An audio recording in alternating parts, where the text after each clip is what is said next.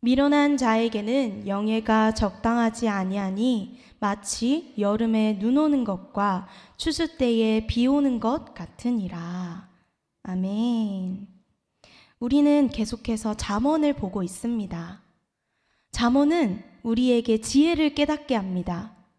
잠언은 우리 앞에 놓여진 상황들에 우리가 바르게 분별할 수 있는 능력을 더해줍니다. 지혜로운 사람에게는 더욱 지혜롭게, 또 아직 경험이 없고 젊어서 분별하지 못하는 사람들에게는 분별할 수 있는 능력을 더해줍니다. 그렇기 때문에 이 잠언을 읽으면 어리석은 사람이라도 슬기롭게 될 수 있습니다. 판단이 어려운 사람이어도 잠언을 읽으면 판단을 잘하게 되는 것입니다. 오늘도 우리에게 주신 말씀을 통해 주어진 상황을 슬기롭게 판단하게 되는 우리가 되기를 소망합니다. 오늘의 본문 잠언 26장에서 가장 많이 나오는 단어가 있습니다. 바로 미련한 자라는 단어입니다. 잠언 전체를 보아서라도 미련한 사람에 대해 설명이 많습니다. 그런데 오늘 본문은 다른 장에서 말하는 미련함과는 조금 다르게 보입니다.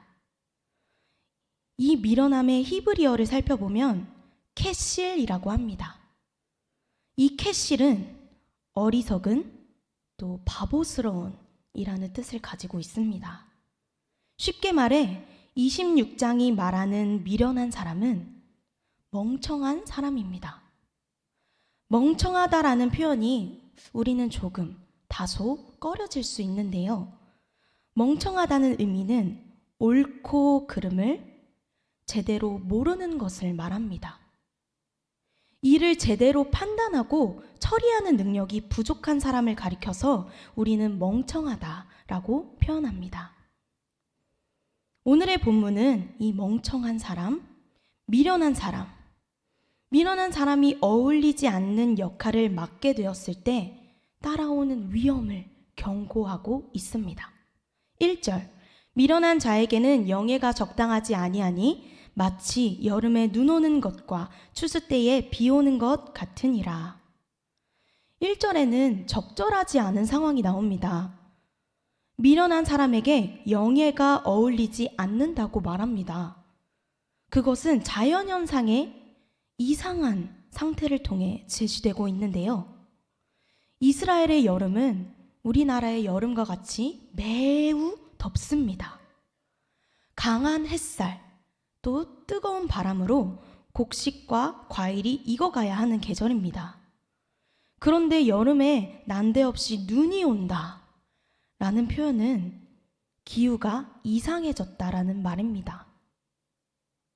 또 추수할 때는 우기가 끝나서 비가 올 수가 없습니다. 추수 때에 비가 온다는 것 역시 이상한 기후가 됐다라고 말하는 것이지요. 이상기후가 생기면 계절의 순환이 깨어지고 농부에게는 엄청난 재앙입니다. 이처럼 미련한 사람이 높은 영예를 누리며 지도자의 자리에 앉게 된다면 비정상적인 상황이 펼쳐진다라고 말하고 있습니다. 이상기후가 생겨서 재앙이 되는 것처럼 미련한 사람이 지도자가 될 경우 곁에 있는 자들에게 재앙이 펼쳐진다라고 본문은 말하고 있습니다. 6절에서도 이것이 얼마나 치명적인 위험인지 추가적으로 설명합니다. 6절, 미련한 자 편에 기별하는 것은 자기의 발을 베어버림과 해를 받음과 같으니라. 이것을 쉬운 말로 번역하면 이렇습니다. 미련한 자 편에 소식을 전하는 것은 자기 발을 자르거나 스스로 독을 마시는 것과 같다. 전달자의 임무는 매우 중요합니다. 주인의 뜻을 잘 알고 있어야 하고 협상하는 능력을 갖춰야 합니다. 그런데 미련한 사람은 그런 일이 조금 어려운 사람입니다. 미련한 사람에게 전달하는 일을 맡기게 된다면 자신의 발을 베어버리는 것 같은 그런 끔찍한 결과를 당하게 된다라고 합니다. 또 해를 받는다라는 것은 독을 마신다라는 것입니다. 그만큼 미련한 사람을 쓰는 일은 생명의 위협을 당할 만큼 아주 위험한 일이기 때문에 조심해야 된다고 성경은 경고하고 있습니다. 미련한 사람에게 권위를 부여하는 것 또한 돌을 물매에 매는 것과 같다고 표현합니다. 8절 한번 읽어볼까요? 시작. 미련한 자에게 영예를 주는 것은 돌을 물매에 매는 것과 같으니라. 옛날의 물맷돌, 다윗이 사용했던 물맷돌입니다. 그 물맷돌은 오늘날의 미사일과 같이 200m는 좋게 쏠 수 있었습니다. 다윗이 골리앗을 죽였던 것처럼 이 물매라는 건 치명적인 무기였습니다. 미련한 사람에게 물매를 맡기는 일은 굉장히 위험합니다. 올바른 분별력이 없는 사람이 물맷돌을 마구 던지게 되는 상황이 되어버립니다. 결국 그와 함께하는 사람이 많은 사람들, 선량한 사람들 상관없이 모두 다 치명적인 상처를 입게 되는 것이죠. 미련한 사람이 지도자가 될 경우 온 백성은 공포에 빠지게 됩니다. 9절도 함께 읽어보겠습니다. 미련한 자의 입의 잠언은 술 취한 자가 손에 든 가시나무 같으니라. 가시나무는 조심히 다뤄야 합니다. 그런데 본문은 술 취한 자가 가시나무를 손에 쥐고 있다고 말합니다. 술에 취한 사람은 어디로 가서 무엇을 하고 있는지 바로 알지 못합니다. 그런 사람이 가시나무를 손에 들고 있다면 나를 찌르고 옆을 찌르고 앞뒤 사방을 찌르게 됩니다. 이건 역시 너무 위험한 일입니다. 미련한 사람은 영적으로 또 지적으로 분별력이 없기 때문에 그의 말은 다른 사람을 찌르는 비수가 될 것입니다. 10절 장인이 온갖 것을 만들지라도 미련한 자를 고용하는 것은 지나가는 자를 고용함과 같으니라. 이것을 쉬운 말로 번역해보면 이렇습니다. 미련한 사람이나 지나가는 사람을 고용하는 건 궁수가 닥치는 대로 사람을 쏘아대는 것과 같다. 여러분, 궁수가 되려면 엄청난 훈련을 거쳐야 합니다. 활을 잡아본 사람이 활을 잡아야 하는 것입니다. 이 활은 고대 신의 무기라고도 불렸어요. 이 활은 무분별하게 사용되어서는 절대 안 되는 위험한 장치입니다. 그렇기 때문에 미련한 사람, 그냥 지나가는 사람에게 활을 맡기는 건 대단히 위험합니다. 지나가는 사람은 우리가 그 사람이 무엇을 하는지, 무엇을 생각했는지, 또 정체, 관심, 성격, 배경, 그 능력이 어떠한지 우리는 전혀 알 수가 없습니다. 그런 사람에게 일을 맡긴다라는 건 테러리스트에게 일을 맡기는 것과 같습니다. 궁수가 활을 쏘면 표적을 향해 정확히 맞출 수 있습니다. 그러나 한 번도 활을 쏘보지 않은 그런 자가 활을 쏘게 되면 엉뚱한 표적에게 화살이 갈 수 있습니다. 이처럼 미련한 사람을 고용하게 되는 것은 자신의 사업, 자신의 인생에 치명적인 일이 된다고 본문은 경고하고 있습니다. 조금 재미있는 이야기를 해보고자 하는데요. 사람의 성향을 파악할 수 있는 수단이 있어요. MBTI라고 합니다. 여러 가지 성향이 있는데요. 그 중에 지도자로 탁월한 유형이 있습니다. 바로 ESTJ입니다. 그 유형의 특징을 간략하게 말하자면 책임감이 있고 효율적입니다. 논리적이고 현실적이며 때로는 단호하기도 합니다. 실제로 대다수의 미국 대통령이 이 유형을 가지고 있었다고 해요. 이 유형의 사람들이 자주 하는 말이 있대요. 일 잘하는 사람이 착한 사람, 일 못하는 사람이 나쁜 사람. 안정적이고 예측 가능한 상황을 좋아하기 때문에 굉장히 계획적이고 해결책을 미리미리 세워놔서 일을 아주 잘 처리하는 유형입니다. 건강한 사람이 가진 이 유형은 누구보다 믿음직스럽고 또 배울 점이 많은 탁월한 리더형입니다. 제 주변에도 이런 유형을 가진 친구가 있어요.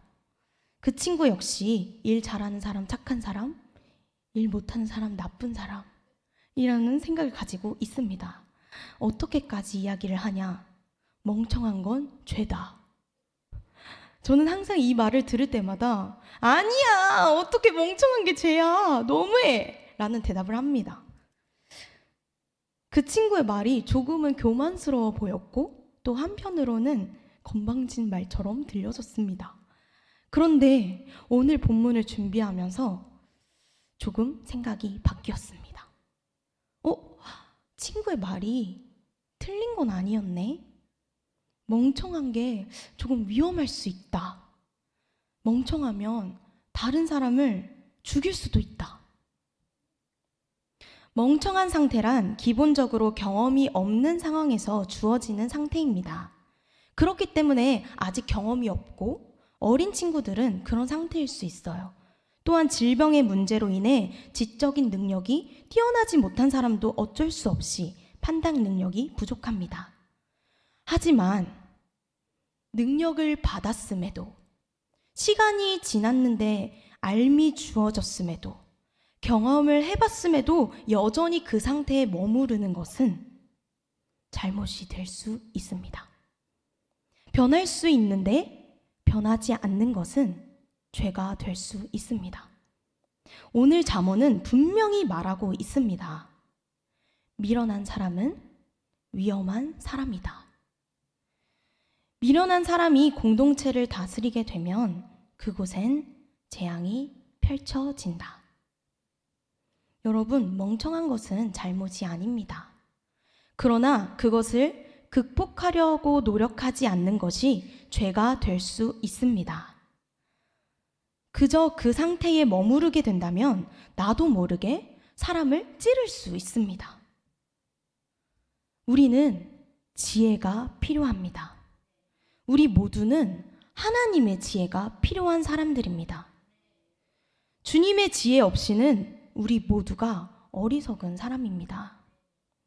주님의 지혜가 있어야 나를 살리고 주님의 지혜가 있어야 공동체를 살립니다. 저기 뒤에 우리 목사님이 계시는데요. 우리 목사님께는 하나님의 지혜가 엄청 풍성하셔서 우리 공동체가 너무 건강한 것 같습니다. 하나님의 지혜가 결국은 나를 살리고 공동체를 살리게 됩니다.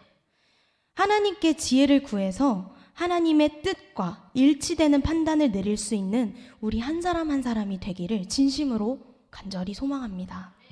12절을 우리가 다 함께 읽어보겠습니다.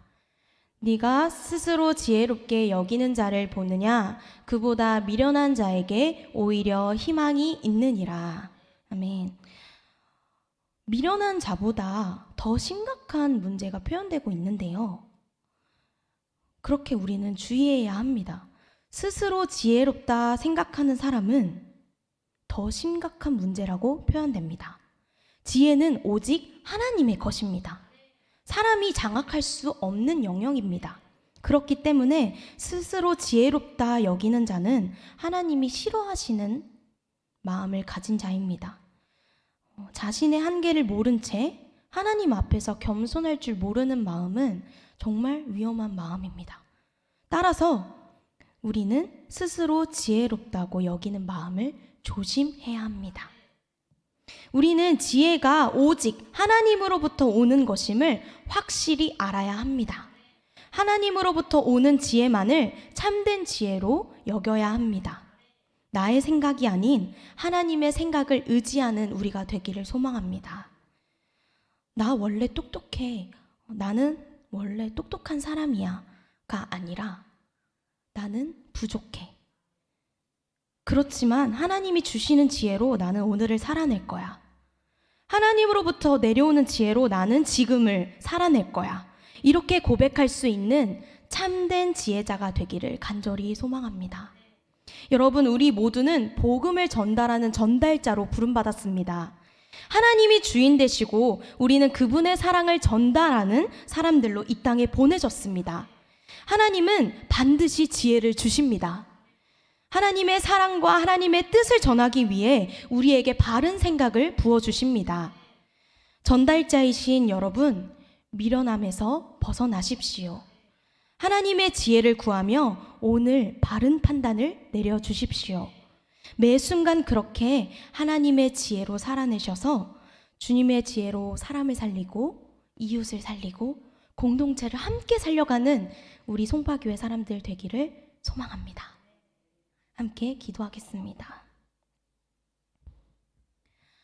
하나님, 우리가 돌아봅니다. 우리가 우리 자신도 모르게 미련한 상태에 머물러 있진 않은지, 또 어리석은 상태에 그대로 머물러 있진 않은지 돌아봅니다. 주님, 우리는 주님의 지혜 없이는 아무것도 할 수 없습니다. 우리에게 하나님의 지혜를 부어주십시오. 하나님의 지혜를 가지고 이 순간을 살아가기를 원합니다. 하나님의 지혜를 이 시간 우리 모두에게 부어주시옵소서. 그 하나님으로부터 흘러들어오는 지혜로운 말, 지혜로운 행동으로 세상을 살아가게 하여 주시옵소서. 주님이 맡겨주신 역할과 자리를 잘 감당할 수 있게, 바르게 분별하며 바르게 판단할 수 있게 우리에게 당신의 지혜를 부어주시옵소서. 또한 주님, 세상의 모든 지도자들을 위해 기도합니다. 하나님, 모든 지도자들을 긍휼히 여겨 주시옵소서. 사람의 생각이 아니라 하나님의 생각, 하나님의 뜻으로 세상을 대할 수 있게 성령님 이 시간 역사하여 주시옵소서. 우리 한 사람 한 사람을 전달자로 부르신 주님, 우리가 진리를 바르게 전달할 수 있도록, 하나님의 지혜로 사랑을 전할 수 있도록 함께하여 주시옵소서. 주신 은혜에 감사하여서 우리의 마음을 드립니다. 하나님의 나라를 위해 사용되게 하여 주시옵소서. 우리의 지혜 주인 되시며 지금도 살아 역사하시는 예수 그리스도 이름으로 간절히 기도드립니다. 아멘.